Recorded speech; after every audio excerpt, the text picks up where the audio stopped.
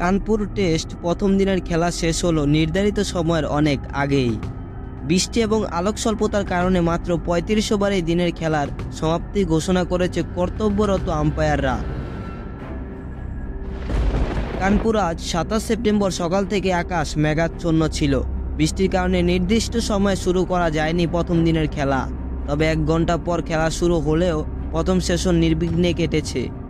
মধ্যাহ্ন বিরতির সময় আবার শুরু হয় বৃষ্টি। এই বৃষ্টির কারণে দ্বিতীয় সেশনের খেলাও একটু দেরিতে শুরু হয়। আলোক স্বল্পতার কারণে দ্বিতীয় সেশনের খেলা শুরু করতে হয় ফ্লাড লাইট জ্বালিয়ে। তবে ধীরে ধীরে আলো এতই কমতে থাকে যে ম্যাচ বন্ধ করার সিদ্ধান্ত নিতে বাধ্য হন আম্পায়াররা। দ্বিতীয় সেশনের খেলা ৯ ওভার হওয়ার পর এই সিদ্ধান্ত নেন আম্পায়াররা।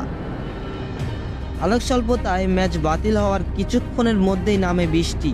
তেমন ভারী বর্ষণ না হলেও আলোক স্বল্পতা এবং ভেজা আউটফিল্ডের বিষয়টি বিবেচনা নিয়ে প্রথম দিনের খেলা সমাপ্তির ঘোষণা দেন আম্পায়াররা।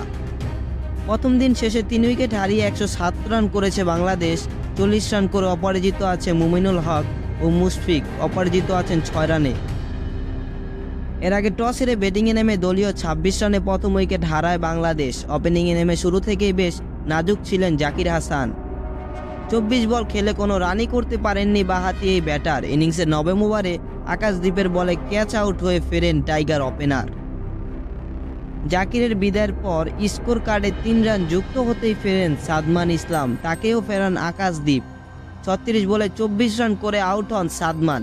তৃতীয় উইকেটে মুমিনুল হকের সঙ্গে ৫১ রানের জুটি করেন শান্ত।